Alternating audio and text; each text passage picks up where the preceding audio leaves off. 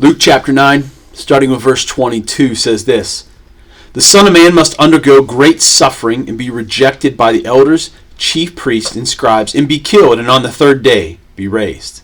Then he said to them all, "If any want to become my followers, let them deny themselves and take up their cross daily and follow me. For those who want to save their life will lose it, and those who lose their life for my sake will save it. What does it profit them if they gain the whole world but lose or forfeit themselves?" Jesus was predicting his suffering, his rejection at the hand of God's people.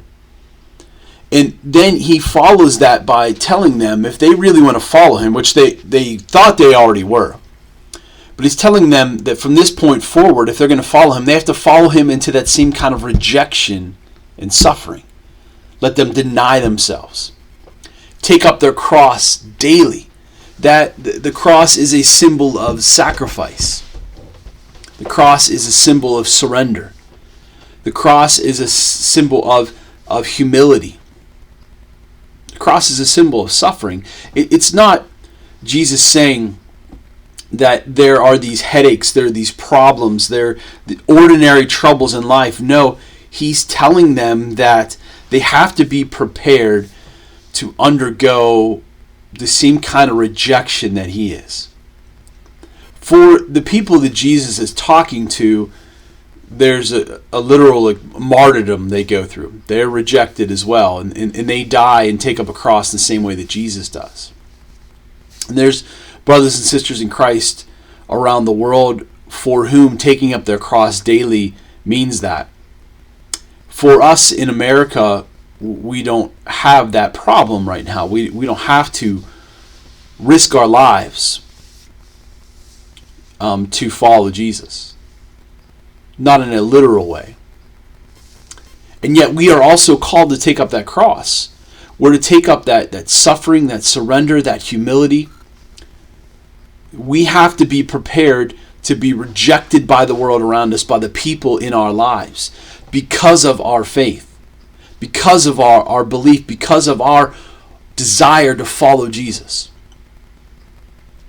If what we do in following Jesus only leads to more acceptance, only leads to the world embracing us, only leads to the world around us thinking more fondly of us, I question whether we've really taken up a cross. There has to be some sacrifice, something beyond the ordinary. Jesus wasn't talking about something ordinary that he was going through. He was talking about something extraordinary. He was talking about something that impacted humanity for generations, for the rest of its existence. And he wants us to impact the world in the same way. Not through our great things, but through what we're willing to give up, through what we surrender. So the question in Lent, Lent is a season where we often give up things. And sometimes we make these small sacrifices, whether it's, some people give up chocolate or they give up, junk food. Or we give up all kind of things. There's a meaning behind it. There's a purpose for doing that. But often our surrender is so small that it's a ridiculous way for us to remember what Jesus has done. It's a ridiculous way for us to think that this is what we're called to. It's a small fast. It's supposed to remind us to be a surrender, to be a sacrifice. And yet, Jesus gave up everything.